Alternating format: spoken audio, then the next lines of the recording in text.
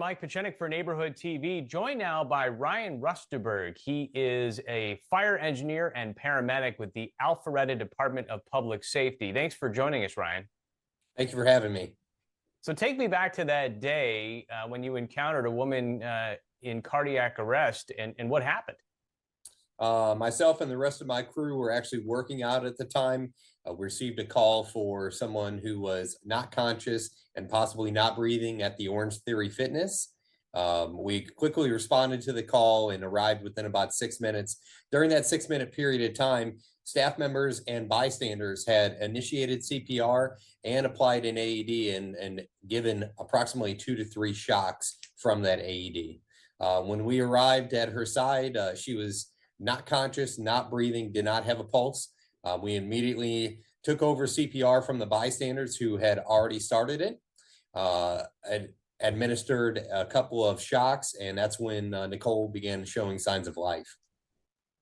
I mean, this is why you do what you do, right? I mean, it had to have been an incredible rush to know that your quick action and the actions of those around you saved Nicole's life.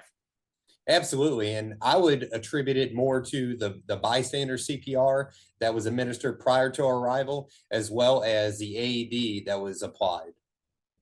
And for folks at home who don't know what an AED is and how important those are, please tell us.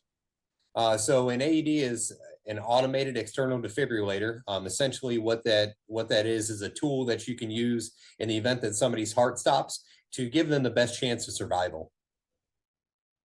And you've since been in touch with Nicole. Tell me about the relationship you formed since saving her life. Nicole and I are great friends. We actually have families that are very similar. So we've bonded through that. So talk to us about the importance of everyday folks learning CPR, learning how to use the AED in that chain so that they can take over while they're waiting for folks like you to arrive to finish the job.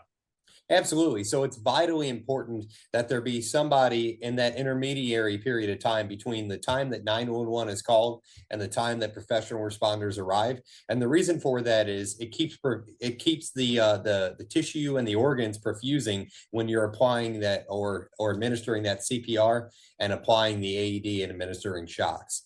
It's extremely important for the recovery of the victim, as well as their quality of life after the event happens. Let's bring in Nicole Tatro now. Nicole, nice to meet you. I'm glad you're doing okay.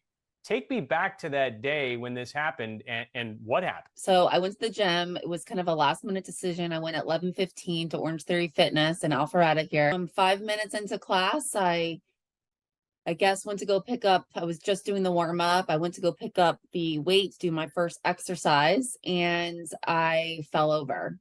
I started shaking.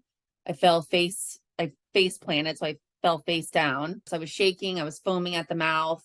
She checked for a pulse. She tried to flip me over. She yelled for the coach. She immediately assessed the situation, realized I had a very faint pulse, and yelled to clear the room, call 911, grab the AED, and start administrating CPR.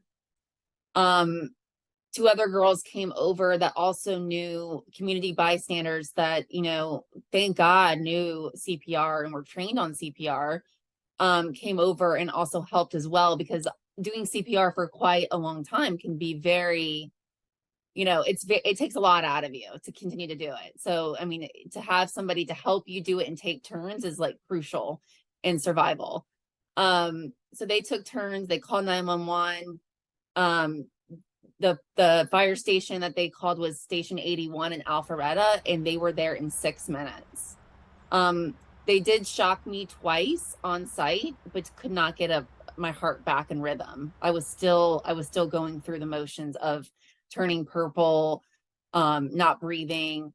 It was pretty scary for the people there. I remember Jen telling me that Jen Boyer is the person that was the nurse, the cardiac nurse that was next to me. And I remember her telling me it was like almost at one point she was like looking through me. My eyes were wide open and she was looking through me. It was very scary. Did they ever tell you what they think led to this? Did you have any pre-existing conditions or anything that would lead this to take place? No, they did tons of tests on me in the hospital. You name it, I went through it while I was under. They couldn't find anything wrong. Matter of fact, I think the cardiologist told me that my heart was perfect. It was beating, like everything around it, the tissue around it, the artery. I had no clogged arteries or anything like that. It's just one of those things where my heart went into an arrhythmia and didn't correct itself. It was just like that 1 millisecond of timing, something happened and didn't correct itself. Looking back on all this now, Nicole, how do you feel about all those people that jumped in, including the firefighter, Ryan? I mean, it's amazing. And to know that all these people didn't even hesitate, they just jumped in. I wouldn't be here if it wasn't for them. And what's the message you have for everyday folks who might want to learn about CPR, maybe haven't done it yet, but just the importance of everybody knowing those skills? I am a product of knowing CPR and what it can actually do in an emergency situation. Sudden cardiac arrest can affect anybody at any time, at any age. And I think CPR is really valuable in saving not only yourself, but also the people around you, because you can educate them on how that life-saving message can really save their life. Well, Nicole, we're so glad you're doing okay. Thank you for joining us and for sharing your story. Thank you. Thank you for having me. For Neighborhood TV, I'm Mike Petchenik.